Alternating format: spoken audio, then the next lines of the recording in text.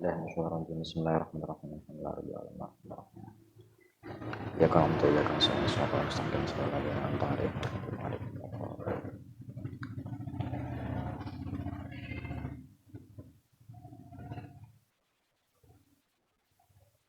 Bismillahirrahmanirrahim. Qala al-mu'allif rahimallahu ta'ala wa nafa'ana bihi wa bi 'ulumihi wa bi asrarihi fid dharain amin ya rabbal alamin. Pasal 16 nggih, nglajengaken pasal yang kemarin. Iki membahas kahanane Gusti Allah.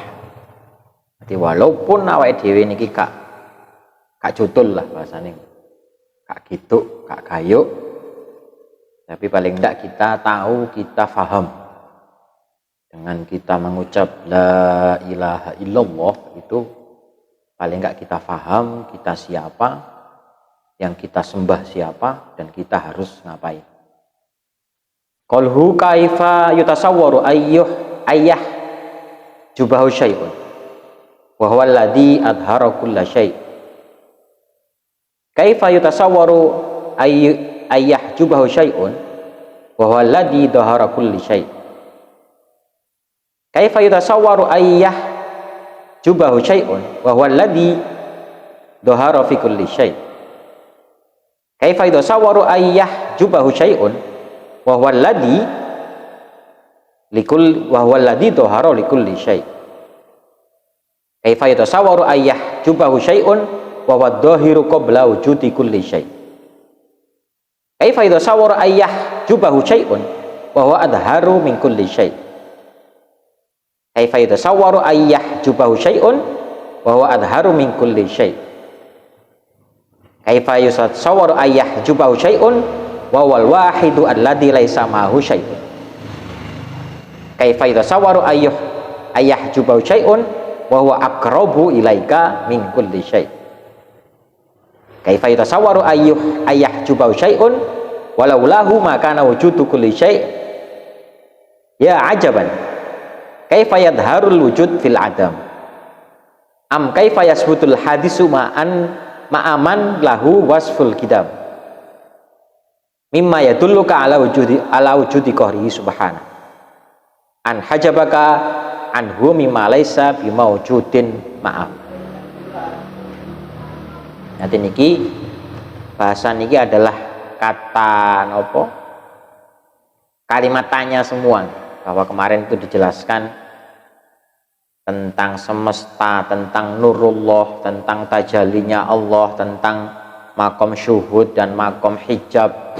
Nah niki ada gambaran, ada kalimat yang di sini mengandung kalimat pertanyaan. Bahasanya sama niku di apa?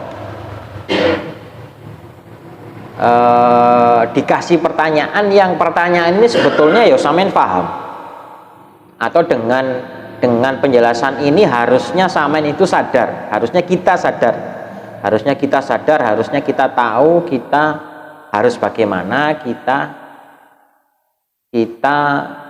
sadar yang bagaimana. Nah, ini kuatah sangat toh niku kalimat kaifa itu bagaimana. Bagaimana bisa Tuhan terhalang sesuatu, padahal Dia yang menampakkan segala sesuatu. Bagaimana mungkin Tuhan terhalang sesuatu, padahal Dia tampak bersama segala sesuatu. Bagaimana mungkin Tuhan terhalang sesuatu, padahal Dia tampak pada segala sesuatu. Bagaimana bisa Tuhan terhalang sesuatu, padahal Dia tampak untuk segala sesuatu. Bagaimana mungkin Tuhan terhalang sesuatu, padahal Dia tampak sebelum keberadaan segala sesuatu.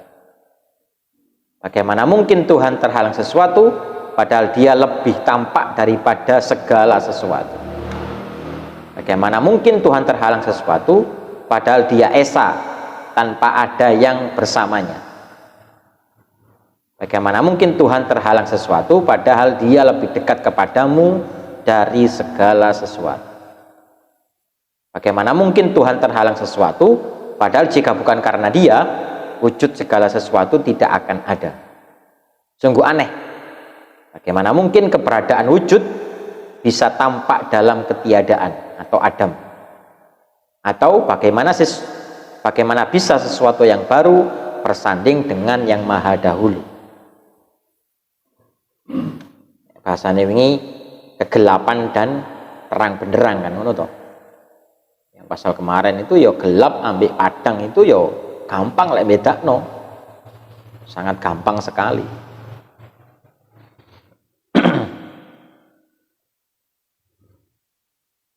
Keterangannya Allah menampakkan segala sesuatu dengan cahaya wujud dari gelapnya ketiadaan.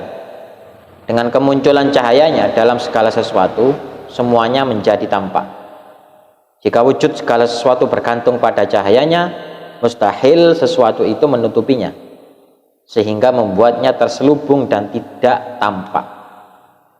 Tindakan menampakkan, meniscayakan penampakan zat yang melakukannya. Allah lah yang menampakkan segala sesuatu agar orang-orang yang berakal menjadikannya sebagai bukti keberadaannya. Allah Ta'ala berfirman, kami akan memperlihatkan kepada mereka tanda-tanda kekuasaan kami di segenap ufuk dan pada diri mereka sendiri, sehingga jelaslah bagi mereka bahwa Al-Quran itu benar. Dan apakah Tuhanmu tidak cukup bagi kamu bahwa sesungguhnya Dia menyaksikan segala sesuatu. Sanurihim ayatina fil ufuq wa fi anfusihim hatta yatabayyana lahum annal haqq. Menurut ahli syuhud, Allah tampak pada segala sesuatu dengan penampakan zat-Nya. Sementara itu menurut ahli hijab, Dia tampak pada segala sesuatu dengan penampakan sifat asma-Nya. Segala sesuatu hanyalah objek penampakan dari makna-makna asma dan sifatnya. Pada benda atau orang yang mulia, tampaklah sifat maha mulia milik Allah. Dan pada benda atau orang yang hina, terlihat sifat maha menghinakan miliknya, milik Allah. Pada setiap makhluk hidup, tampak jelas sifat maha menghidupkan, al-muhyi miliknya. Saat Allah mencabut nyawa, tampaklah sifat maha mematikan. Saat memberi, terlihatlah sifat maha memberi, mu'ti, al-mu'ti. Saat menahan pemberian, terlihatlah sifat maha menahan, al-man'i. Saat memberi karunia, tampaklah sifat maha memberi karunia, al-karim. Saat mengabulkan doa, tampak sifat maha pengabul doa, al-mujib. Saat menimpakan bahaya atau mendatangkan manfaat, tampaklah sifat maha pemberi bahaya, ad-dhar, dan maha pemberi manfaat, an-nafi', dan sebagainya.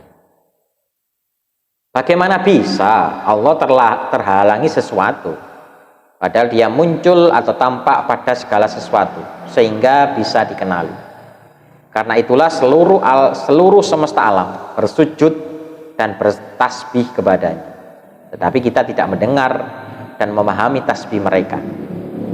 Semua makhluk di alam ini, baik bernyawa maupun yang tidak, mengenali Allah. Namun itu bergantung pada kadar penampakan Allah yang dilihatnya. Jika ada makhluk yang tidak mengagungkan Allah sesuai kadar keagungannya, maka hal itu disebabkan oleh lemahnya makrifat tentangnya, bukan karena ketiadaan makrifat sama sekali.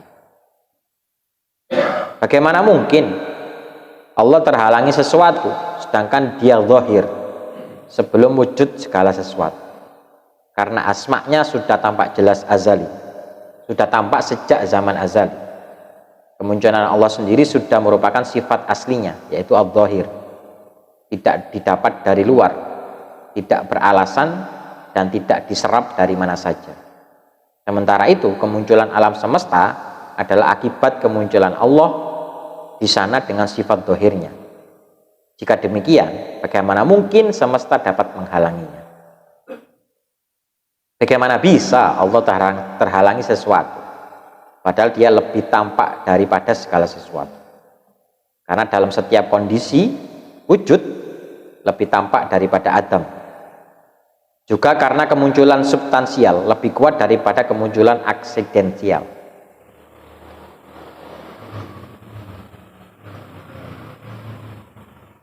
Kemunculan yang bersumber dari diri sendiri lebih kuat daripada kemunculan yang diakibatkan faktor luar. Kemunculan mutlak lebih kuat daripada kemunculan relatif. Kemunculan yang abadi lebih kuat daripada kemunculan yang fana.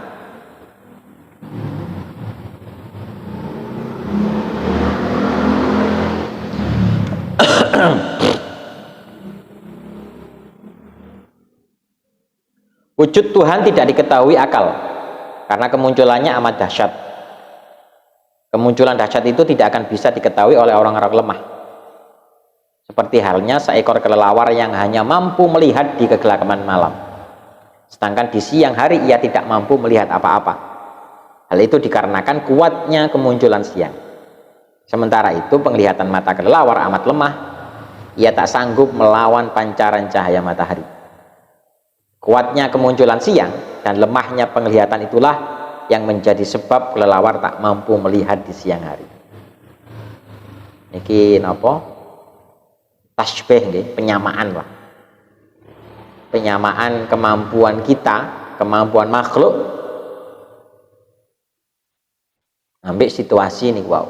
Ibaratnya makhluk itu ya matane kelelawar, penglihatan kelelawar, dan musyababahnya atau yang disamakan kuatnya kemunculan Allah itu adalah kemunculan sinar matahari. Ini musyabah dan musyababah. Seperti itulah akal. Ia amat lemah di hadapan kemunculan ilahi yang sinar dan cahayanya menyilaukan. Kuatnya kemunculan ilahi inilah yang menjadi sebab ketersembunyiannya dari segala sesuatu. Ini bahkan Nabi Musa itu sampai pingsan.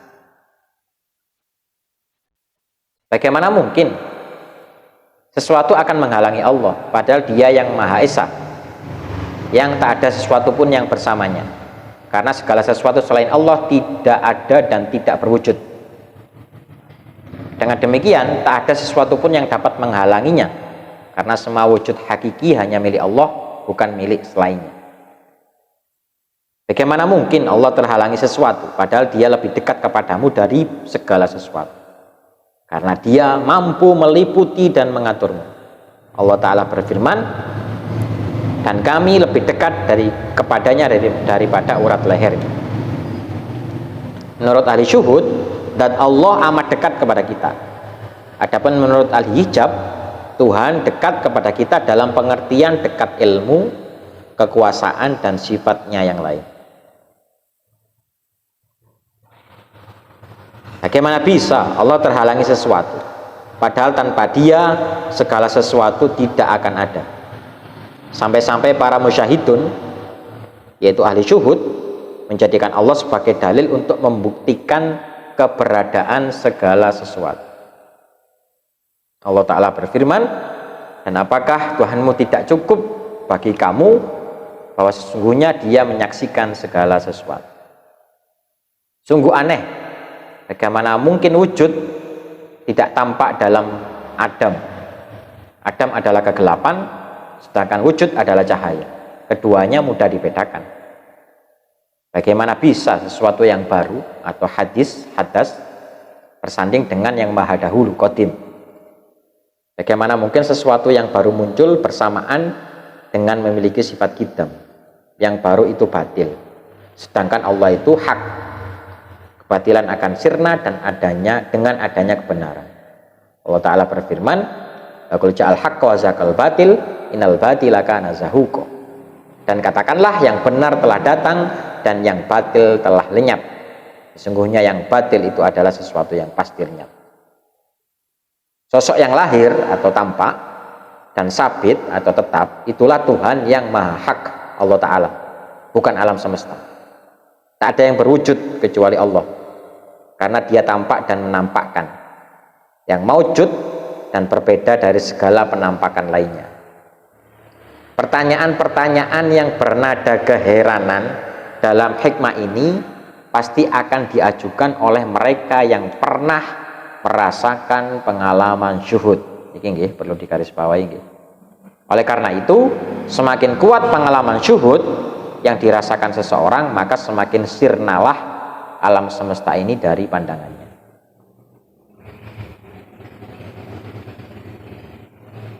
Ilahuna wallahu ta'ala bisawab.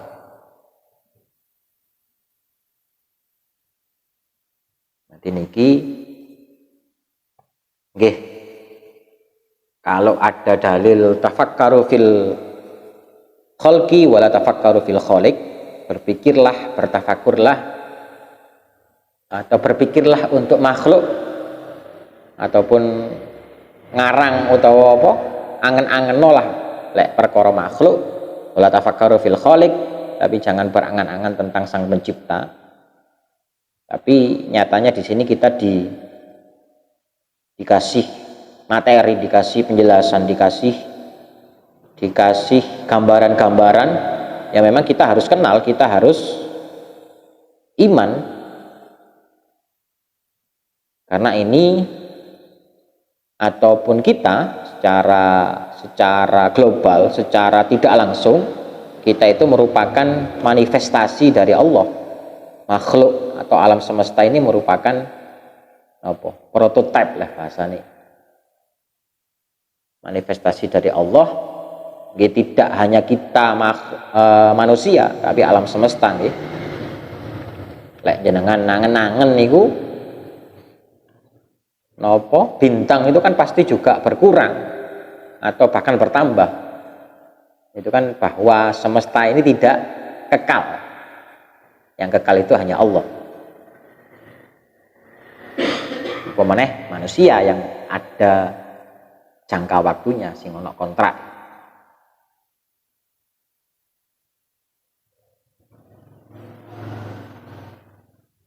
Jadi dari keterangan ini diharapkan ini lah nambah pengetahuan, nambah keimanan. Monggo ingkang janggal.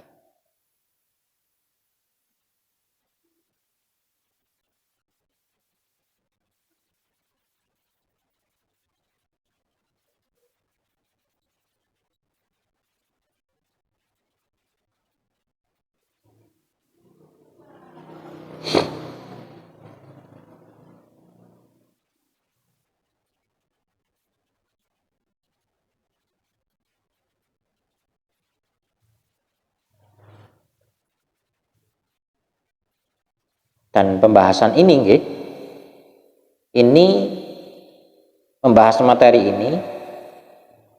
ini jenengan sudah selesai dengan sifat-sifat Allah atau asma-asma Allah. Wujud kitam baqa mukhalafatul hawadis qiyamu binasiyah taniyah qudrat iradat, atau Allahul ladzi la ilaha illallah al-qudusus salamul mu'minul muhaiminul azizul jabbarul mutakabbir, dengan asmaul husna dan juga sifat Allah yang 20. Minimal ngerti lah, walaupun gak apal.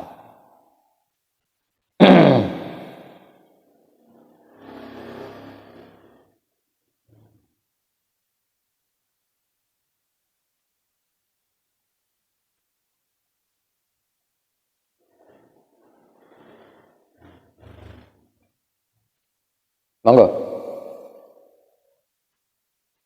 Pripun Pak Pur?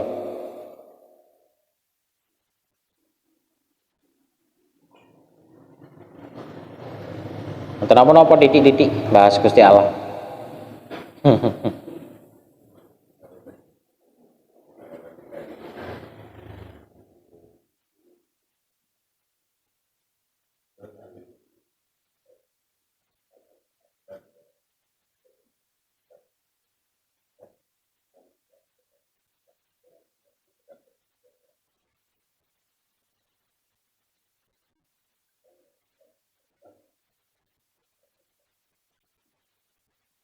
Asma'nya 99.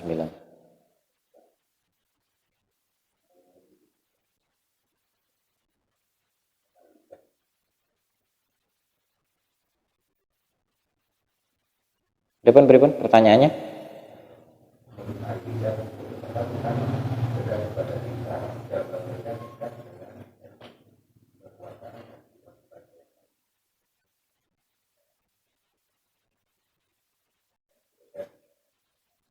Nggih.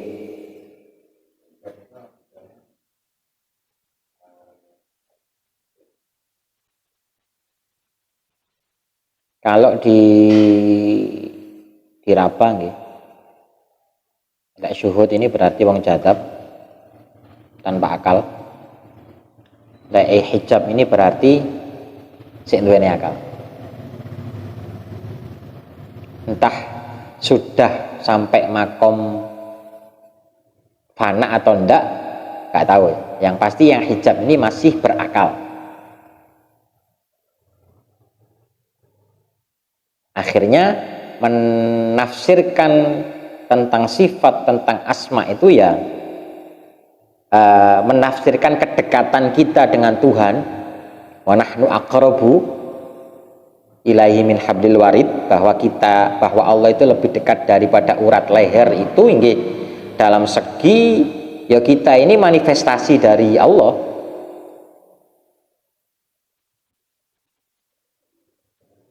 Nggih. Kita ini manifestasi dari Allah. Tapi kalau syuhud, yo anak al-haq, saya ini Allah. Ya.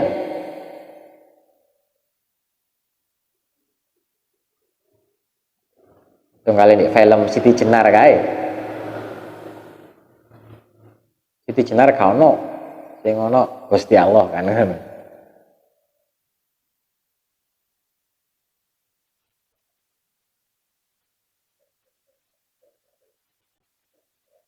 Ya. Ya, betul.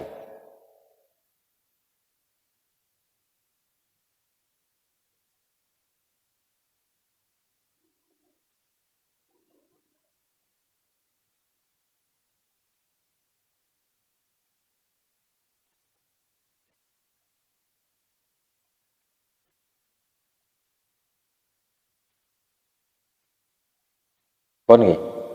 Intune. Cak terus piye?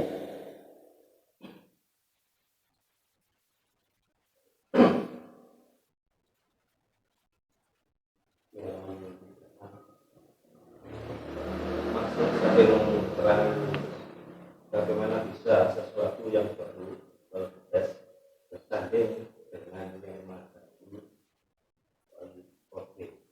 Bagaimana mungkin sesuatu yang baru muncul bersamaan dengan yang memiliki sifat hijab yang baru itu batin, sedangkan Allah itu kebatilan akan sempurna dengan adanya kebenaran itu masuk ke satu kebenaran itu. Bagaimana bisa yang baru itu akan bersanding dengan yang jadi bagaimana mungkin sesuatu yang baru muncul bersamaan dengan yang memiliki.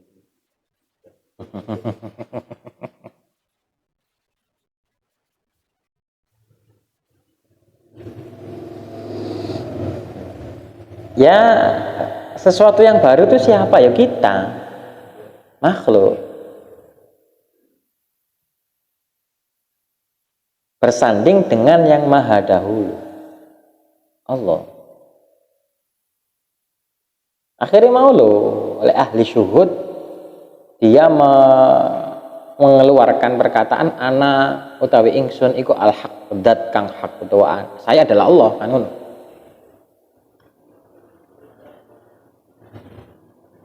Tapi wong sing ngomong iku makhluk, Pak. Makhluk iku bakal sirna, bakal mati. Apa ya pantes?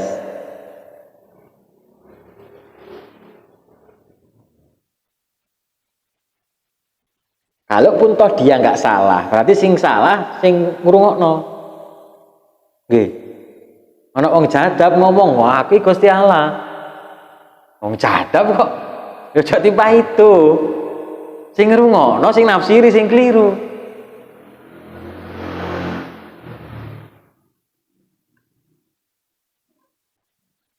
Dilalai mandi Pak omongnya.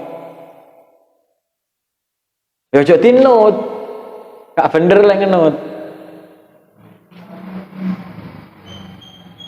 Nah, itu tafsiran dari itu. Bagaimana mungkin sesuatu yang baru muncul bersamaan dengan sifat yang memiliki sifat qadim ataupun kita. Qadim kidam itu sama.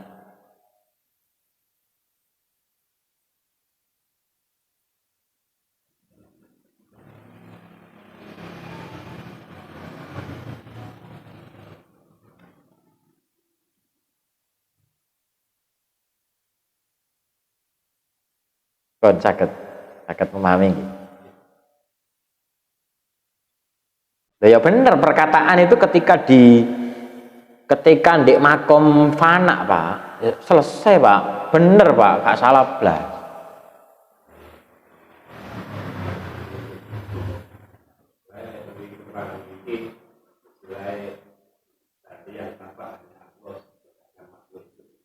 Iya, ketika fana kan ketika makom fana kan seperti itu.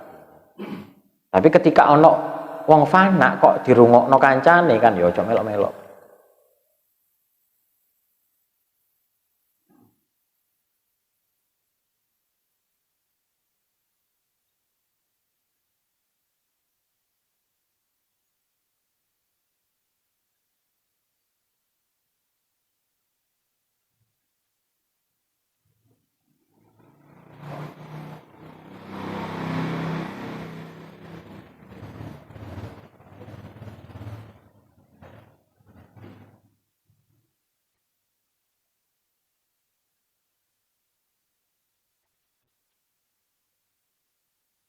Pin, monggo intune pin.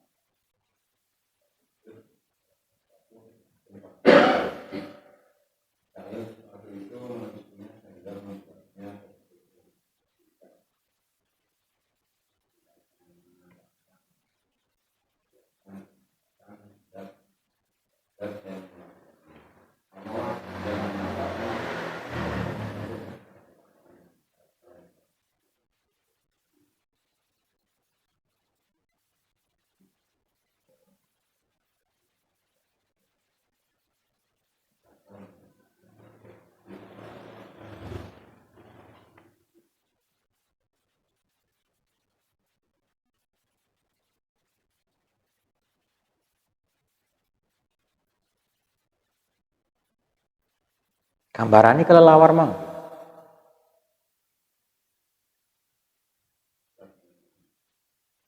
Iya. Gelap ora, siang ambek penglihatane kelelawar.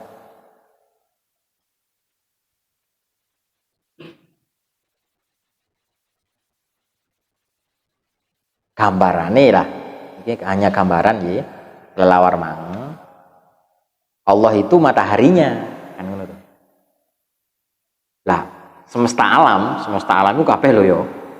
Mbah iku Jupiter, Venus, Merkurius ya toh. Sampai bumi, sampai planet-planetnya lah. Sampai makhluk-makhluk.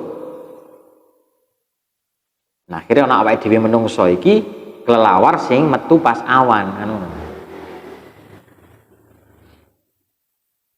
Nah, sing ketok kan sinarnya toh, bukan mataharinya toh. Lah delok sinar tok iku lho Pak gak kuat, Pak. Mestine lek wong sadar, lek wong berakal, kudune cahaya mangan ana sumbere. Kan ngono. Sangat tidak mungkin ada cahaya kalau tidak ada sumbernya. Ngono maksudnya. Kudune kelelawar mang lek awan gawe kacamata sing ireng kan ngono. Cek gak ulap ngono lho, Pak. Kayak UV filter apa UV apa sinar UV ngono lho. Cek iso metu pas awan-awan kan. Kayak film vampir ae.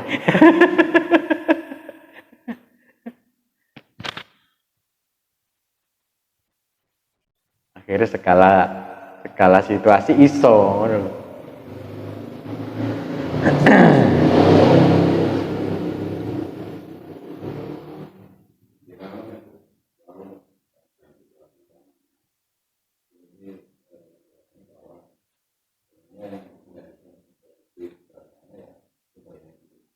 Cahayanya itu.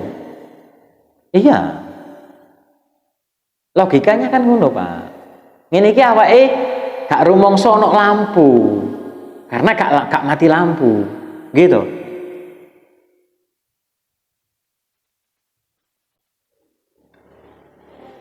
Coba pas mati lampu kan akhirnya goleki lampune, Pak. Padahal sing tampak itu kan cahayanya bukan lampunya.